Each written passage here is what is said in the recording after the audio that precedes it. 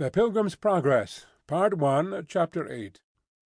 This recording is in the public domain. The Pilgrim's Progress, by John Bunyan, Part One, Chapter 8. They went then till they came to the Delectable Mountains, which mountains belong to the lord of that hill of which we have spoken before. So they went up to the mountains to behold the gardens and orchards, the vineyards and fountains of water, where they also drank and washed themselves, and did freely eat of the vineyards. Now there were on the tops of these mountains shepherds feeding their flocks, and they stood by the highway side. The pilgrims therefore went to them, and leaning upon their staves, as is common with weary pilgrims when they stand to talk with any by the way, they asked, Whose delightful mountains are these, and whose be the sheep that feed upon them? These mountains are Emmanuel's land, and they are within sight of his city. And the sheep also are his, and he laid down his life for them. Is this the way to the celestial city? You are just in your way. How far is it thither?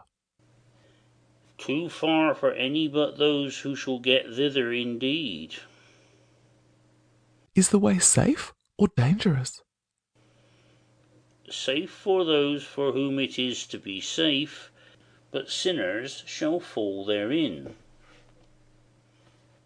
Is there in this place any relief for pilgrims that are weary and faint in the way?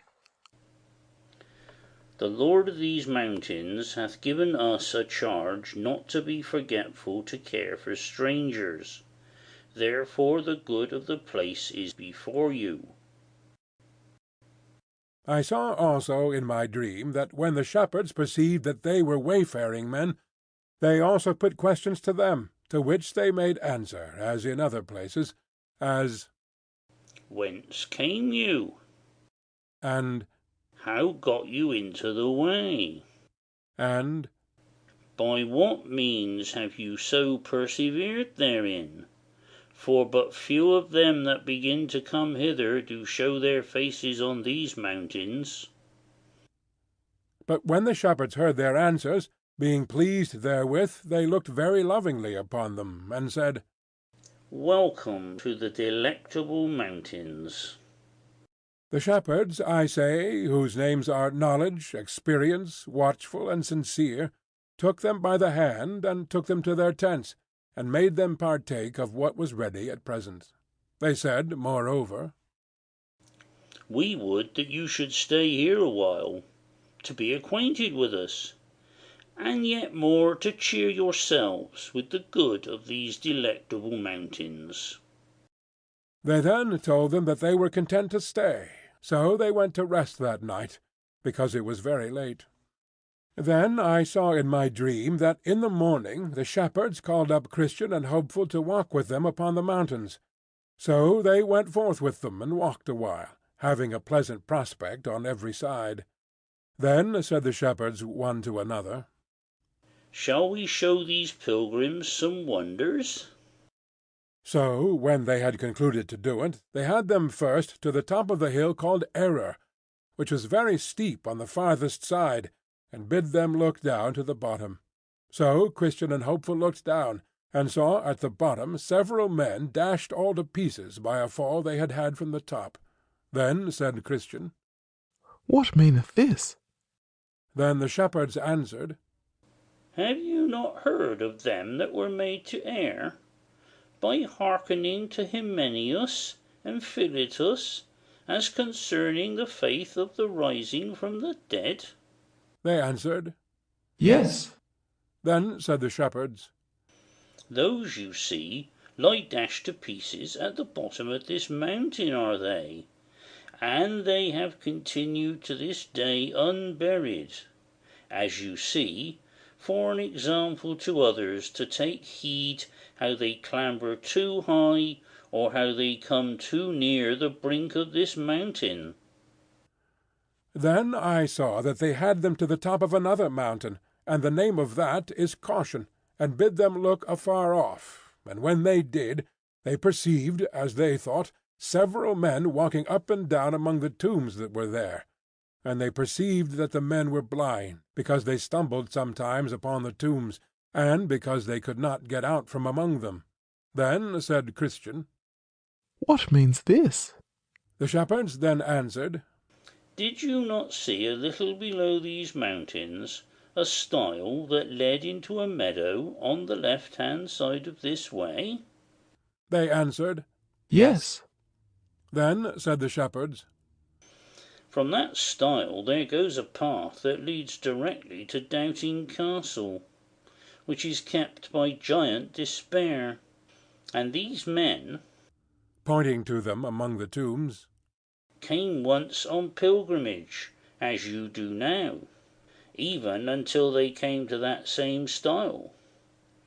And because the right way was rough in that place, they chose to go out of it into that meadow, and there were taken by Giant Despair, and cast into Doubting Castle, where, after they had been kept a while in the dungeon, he at last did put out their eyes, and led them among those tombs, where he has left them to wander to this very day, that the saying of the wise man might be fulfilled, He that wandereth out of the way of knowledge shall remain in the congregation of the dead.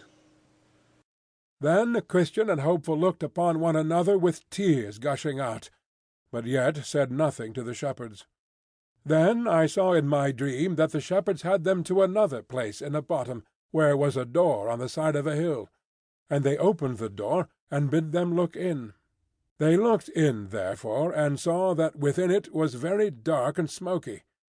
They also thought that they heard there a rumbling noise, as of fire, and a cry of some tormented.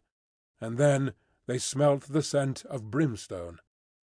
Then said Christian, What means this?